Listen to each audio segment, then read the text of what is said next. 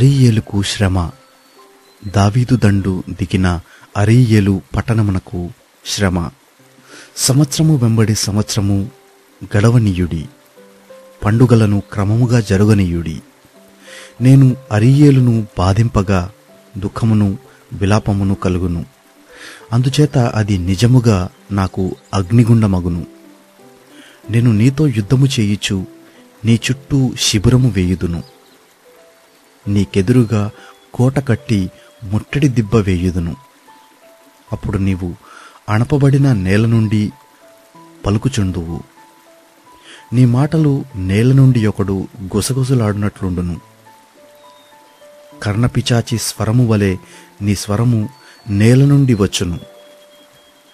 నీ పలుకు ధూళిలో నుండి గుసగుసలుగా వినపడును. నీ శత్రువుల సమూహము లెక్కకు ఇసుక రేణువులంతా విస్తారముగా నుండును. బాధించువారి సమూహము ఎగిరిపోవు పొట్టువలే నుండును. హఠాత్తుగా ఒక్క నిమిషములోనే ఇది సంభవించును. ఉరుముతోనూ భూకంపముతోనూ మహాశబ్దముతోనూ సుడిగాలి తుఫానులతోనూ దహించు అగ్ని జ్వాలలతోనూ సైన్యములకు అధిపతియగు యెహోవా దాని శిక్షించును. అరీయేలుతో యుద్ధము చేయు సమస్త జనుల సమూహమును దాని మీదను దాని కోట మీదను యుద్ధము చేయువారును దాని బాధపరచు వారందరూ రాత్రికన్నా స్వప్నము వలె ఉందురు.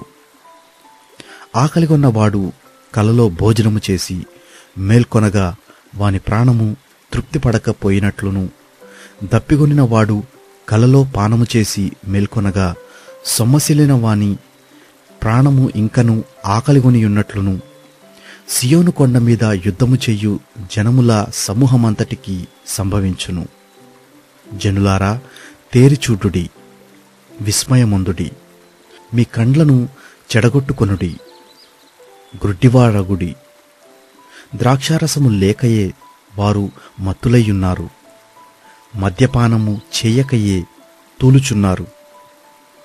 యెహోవా మీ మీద గాఢ నిద్రాత్మను కుమ్మరించియున్నాడు.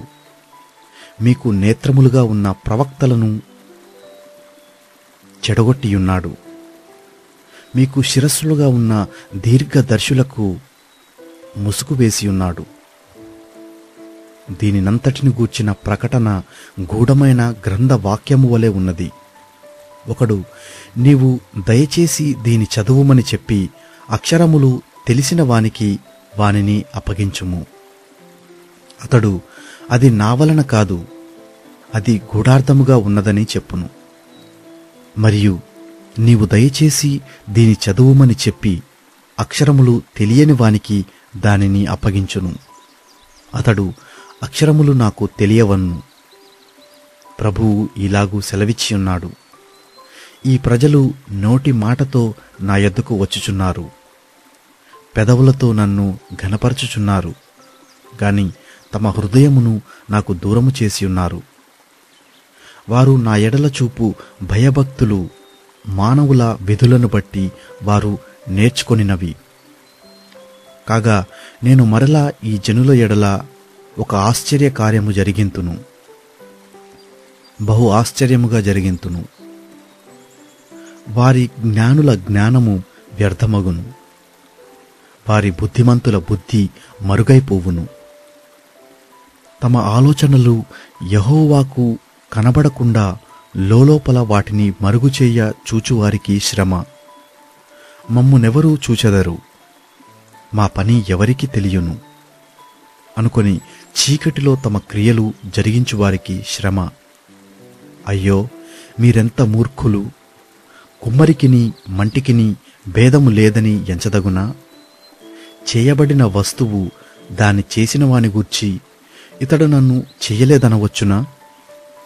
రూపింపబడిన వస్తువు రూపించిన వాని గూర్చి ఇతనికి బుద్ధి లేదనవచ్చునా?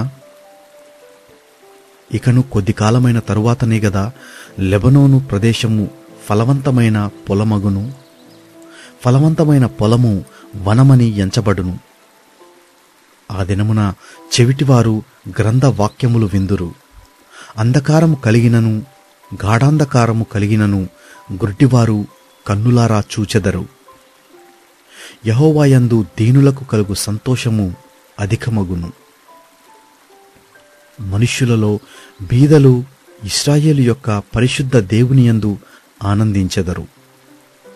బలాత్కారులు లేకపోవుదురు, పరిహాసకులు నశించెదరు. కీడు చెయ్య యత్నించుచు ఒక్క వ్యాజ్యమును బట్టి ఇతరులను పాపులనుగా చేయును. గుమ్మములో తమ్ము గద్దించువానిని పట్టుకొనవలనని ఉరినొడ్డుచు మాయమాటల చేత నీతిమంతుని పడద్రోయువారు నరకబడుదురు. అందుచేతను అబ్రహామును విమోచించిన యెహోవా యాకోబు కుటుంబమును గూర్చి ఇలాగూ సెలవిచ్చుచున్నాడు. ఇక మీదట యాకోబు సిగ్గుపడడు, ఇక మీదట అతని ముఖము తెల్లబారదు. అతని సంతానపు వారు తమ మధ్య నేను చెయ్యు కార్యమును చూచినప్పుడు నా నామమును పరిశుద్ధపరచుదురు. యాకోబు పరిశుద్ధ దేవుని పరిశుద్ధపరచుదురు. ఇశ్రాయేలు దేవునికి భయపడుదురు. చంచల బుద్ధిగలవారు వివేకులగుదురు. సణగువారు ఉపదేశమునకు లోబడుదురు.